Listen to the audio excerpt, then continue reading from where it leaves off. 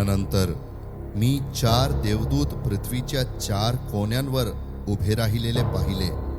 ते पृथ्वीवरून व समुद्रावरून वारा वाहू नये व कोणत्याही झाडाला लागू नये म्हणून पृथ्वीचे 4 वारे अडवून धरीत होते.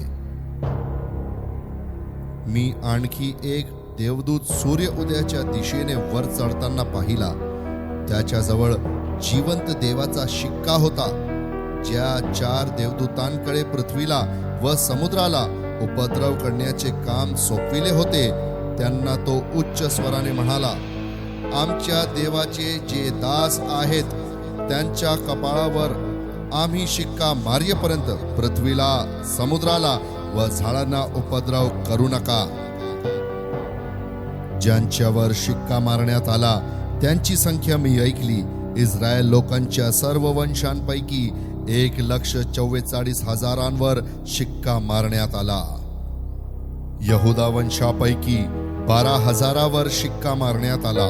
रुबेन वंशापैकी 12,000, गाद वंशापैकी 12,000, आशेर वंशापैकी 12,000, नफ्ताली वंशापैकी 12,000, मनश्शे वंशापैकी 12,000, शिमोन वंशापैकी 12,000, लेवी वंशापैकी 12,000, इसाकार वंशापैकी 12,000, जबलून वंशापैकी 12,000, योसेफ वंशापैकी 12,000, बिन्यामीन वंशापैकी 12,000 शिक्का मारण्यात आला.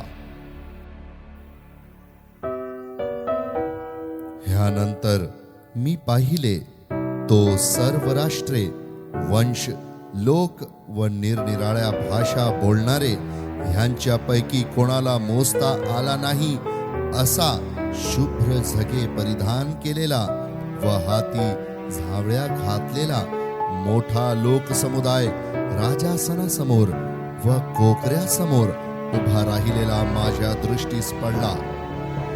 ते उच्च स्वराने म्हणत होते, राजासनावर बसलेल्या आमच्या देवाकडून व कोकऱ्याकडून तारण आहे.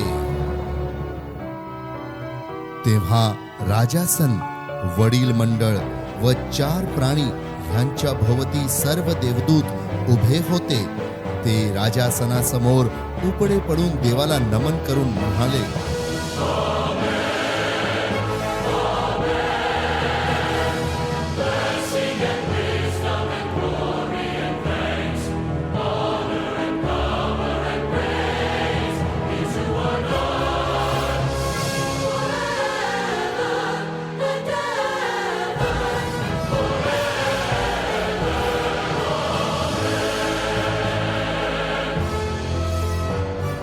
आमेन.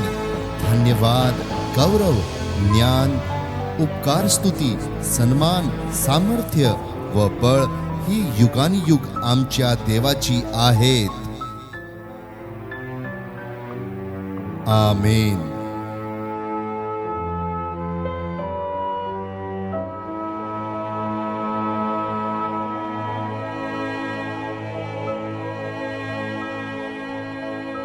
तेव्हा वडील मंडळापैकी एकाने मला म्हटले, शुभ्र झगे परिधान केलेले हे कोण आहेत व कोठून आले?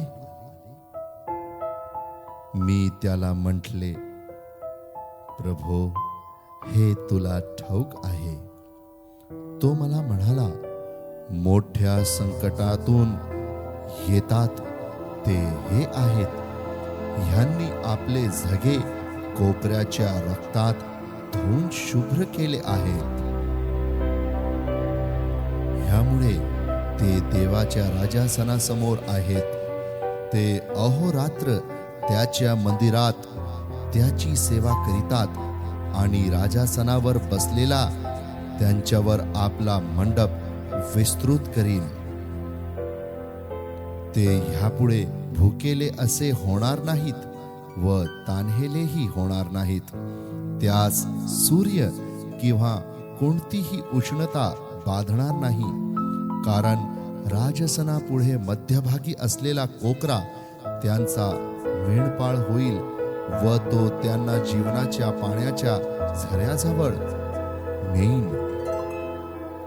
आणि देव त्यांच्या डोळ्याचे सर्व अश्रू पुसून टाकील.